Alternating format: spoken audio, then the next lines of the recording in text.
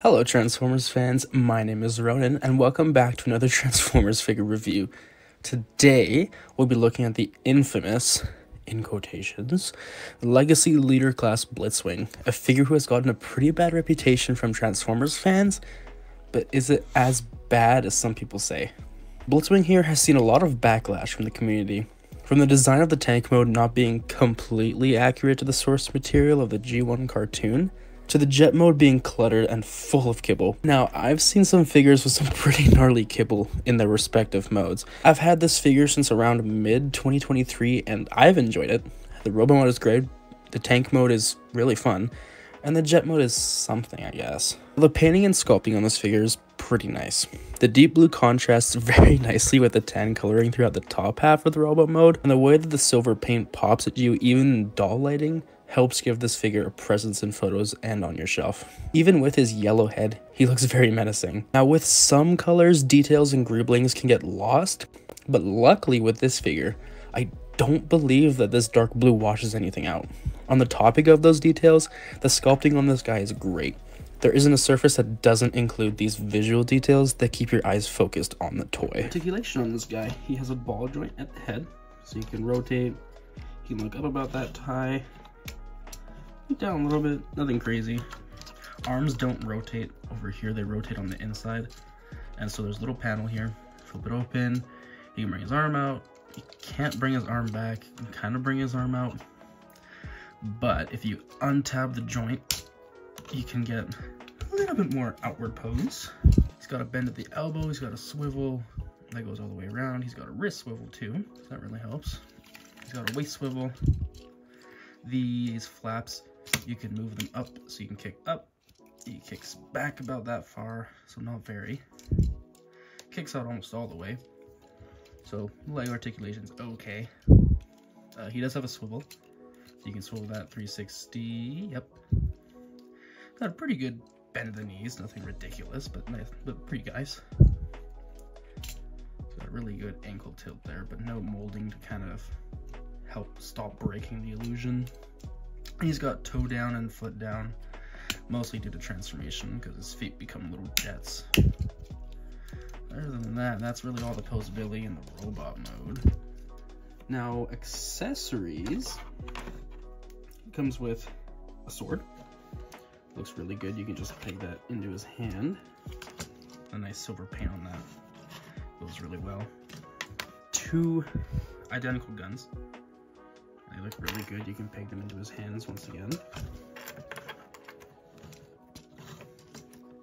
You can be firing at the Autobots alongside Astro Train, firing at the new Sandstorm they just released. Those look nice. And then he comes with one more accessory. Oh, 2 more. That stumped everyone when they first came out. And it's these, like, Energon gauntlets.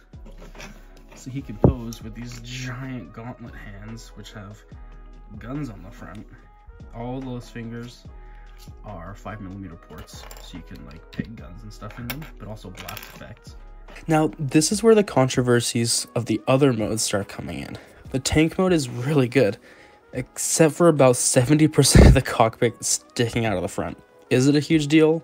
Personally, no.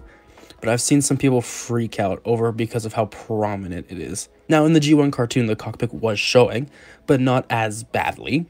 If Hasbro could have found a way to bring the cockpit in a little more and make it even with the front of the tank treads, it would have been a lot better. There are upgrade kits out there that help cover this up, and it makes it look a little bit better, but I really don't see the need to pay more for something that's fine as is. Other than the main complaints, there's a little bit of hollowness in some spots. Some details are a little washed out with the tan color, but oh well.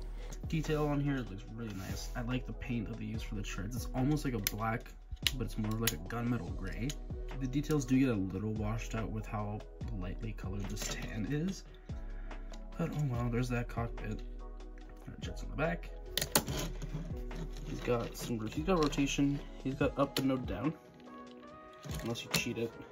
The big fists, you can collapse them down, and there is a little hole and there's a tab they slide onto. sit in there like that. And that looks ridiculous. It is so goofy. Now the guns and the sword, what you can do with the guns is you can peg them on any of the 5mm holes here. Peg them on the side, just like this. And then the sword, same thing. Comes with a 5mm peg, and you can peg it anywhere. I just peg it on top for weapon storage, but this is an abomination. It looks ridiculous. It looks really ridiculous. Last but not least, Blitzwing's jet mode. La pièce de résistance. It's something. From the top down, it looks great, but the rest of it just isn't that great. I like how the stabilizers are picked out with this silver paint that we saw in the robot mode, or how the front flaps are painted yellow, but they didn't paint all of them, just the first half. You can tell that the jet mode was probably the last thing they worked on, and they just tried to cram everything as close as possible to make it work. I can see why people bash the jet mode. It's not great, but something in me just can't help but like it. It might be the fact that it looks goofy, and I love goofy looking things. Like, have you seen some of the weird Gundam designs that are out there? Or maybe it's one of those situations of only a mother could love that face. I really like Blitzwing, so my brain goes, jet. And it just tries to block out the entirety of a tank hanging off at the bottom. In the end, the jet is pretty bad, but it has a charm that I enjoy. Jet mode is a jet. It's painted pretty nice, details are nice, but man, you look at it from the front and it's like, okay, it's something. Look at it from the top and it's like, oh, yeah, it looks like a jet, right? But then it's just like, what is this? What is that? But it does have a little wheel that I can pop out and you can use it. A little landing gear. Does nothing. Articulation is not much going on. You can kind of move the wings back here and move these up and down, but there's really nothing going on. Weapon storage. Oh my. Oh my god. Oh, and then the sword, you just peg it wherever. It doesn't really have a spot that it can go besides the tank turret. And then the guns, there's a couple 5mm posts you can put them on. Let's see. The only weapons that are and accessories that are worth actually storing on the vehicle modes are the guns. Because, like, look at this. What is that? I don't know what that is. Is the robot good? Yeah. Tank? Sure. Jet? No. For a leader class figure, I think it's worth it.